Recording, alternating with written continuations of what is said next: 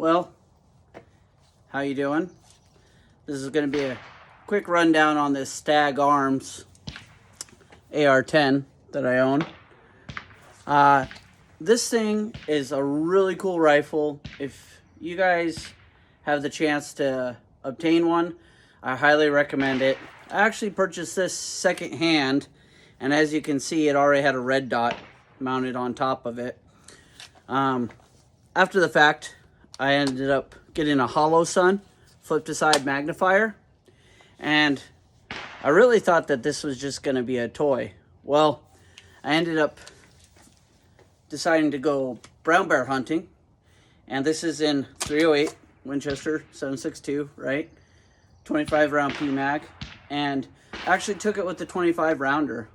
Long story short is after 6 nights in a tree stand, I finally successfully got my brown bear. It was a 100-yard shot using the red dot through the magnifier, double lung with a 150 grain ball, and the bear went about 25 yards and died. This Stag Arms is a really nice rifle because it has a lightweight contour barrel. I'm hoping you're catching underneath the handguard there. And I ended up putting, after the fact, the Surefire brake on there. But I used a suppressor at the time. The biggest downfall was the overall length. This thing was freaking horrendously unyieldy. And I was glad that I wasn't packing it around. I did have the sling equipped at the time, and it made it super convenient to actually hang on a nail up in the tree. And you can see it also came equipped with an ambi charging handle. This didn't really get caught on anything, and the ambi controls really didn't do anything for me, but it was definitely nice to have this overall package because it wasn't too heavy to climb up and down the tree with. I've taken it out on a few hikes with me as well as bear defense in lieu of a handgun.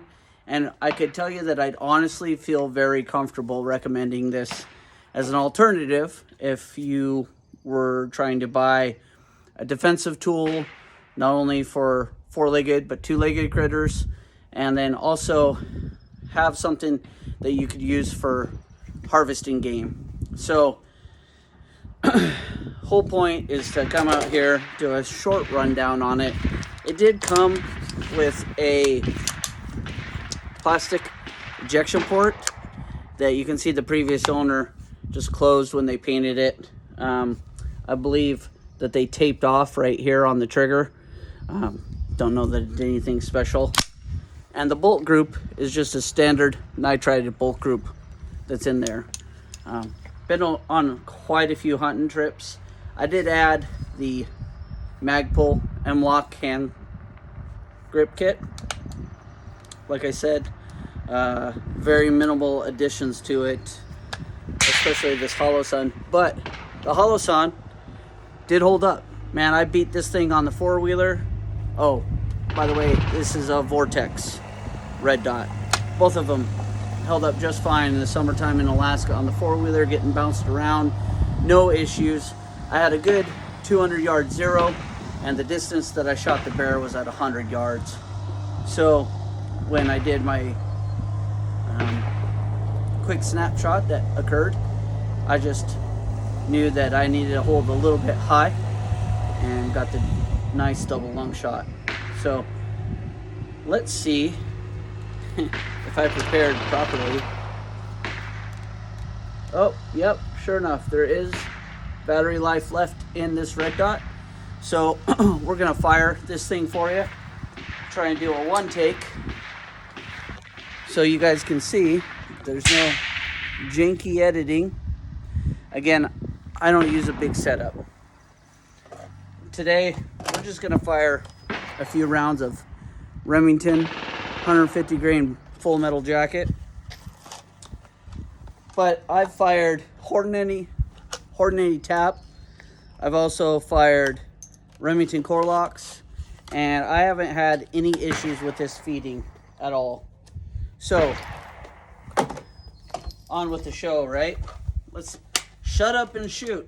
Let's see how loud this surefire muzzle brake is. 3 rounds in. I'm actually going to use the magazine as a rest. I'm going to extend the stock just a little bit here.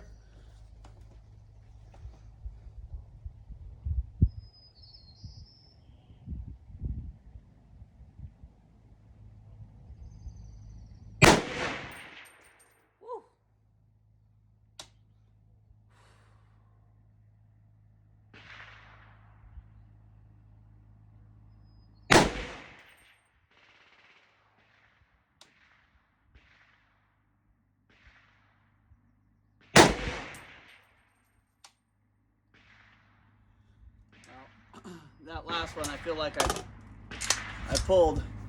It's kind of interesting that we didn't have the last round bolt hold open. Let's just pop that magazine in.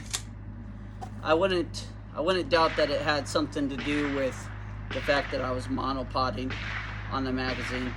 But if you guys have the coin, or you can find one of these secondhand, and you're looking for one nice simple AR that fires 308 for defensive or sporting purposes, I'd really recommend Stag Arms. Hopefully it catches it there. You guys have a great day. We'll see ya.